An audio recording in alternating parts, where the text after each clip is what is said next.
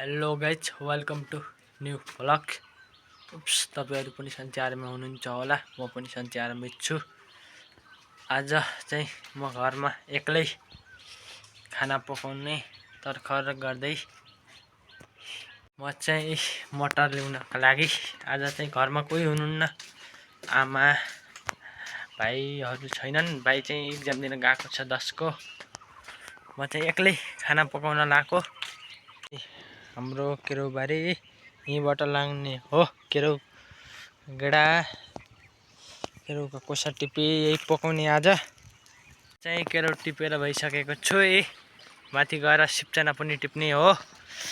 अहिले चाहिँ यति केरो भए पुग्छ बिहानको खानाका लागि। केरो सिप्चना आलु गरेर पकाउने। सिप्चना पनि टिपिसकेको छु। अब चाहिँ जानेर बनाउने तर्खरमा लाग्ने छु। म चाहिँ लिएर आइसकेको छु। यही छ लिएर घरमा राखिसकेको छु। अब बनाउने। यिनीहरूले केरो पनि फकिएर भइसकेको छ। केरोहरू भइयो यहाँबाट नि। यिनीहरू चाहिँ बाहिर लगेर घाममा सुकाइदिने पर्छ, सुकाइदिनु पर्छ यिनीहरूलाई।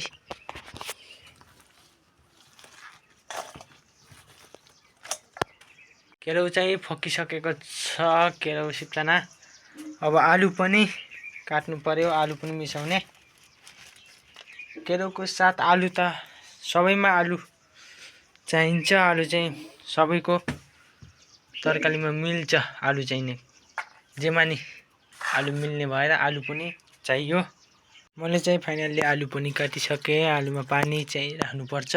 केरो पनि छिलेर भइसकेको थियो अहिले भनिसकेँ। अब चाहिँ प्याज लसुन छिली पकाउन तयारी गर्दैछु।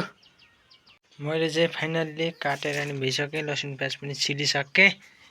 ग्यासमा चाहिँ मैले कराई चाहिँ बसालिसकेँ। अब तेल राख्ने तर्खरमा।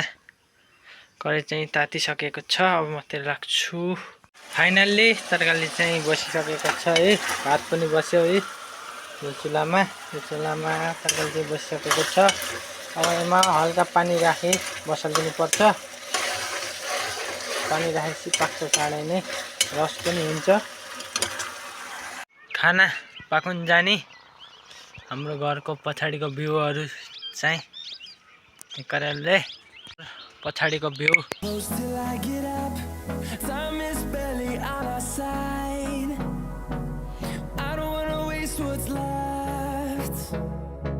The storms we chase are leading us, and love is all we'll ever trust. Yeah, no, I don't wanna waste what's left. And on we'll go through the wasteland. तरकारी पाकुन जाने। यहाँ चाहिँ फोहोर भएको छ, यसलाई सफा गर्नु पर्यो। यस्तो फोहोर छ। आज चाहिँ यो सफा गरी राम्रो गराउनु पर्यो घरलाई चाहिँ। भित्र पनि सफा गरेर भइयो फाइनल्ली। अब यति भाडा चम्काएपछि सबै काम भइन्छ। खाना पाकेपछि फेरि फाइनल्ली भाडा पनि माझियो सबै। खाना पनि पाक्यो सबै। ठिक्क समयमै काम सबै भइयो। अहिले चाहिँ फाइनल्ली भाइ आइसकेको छ।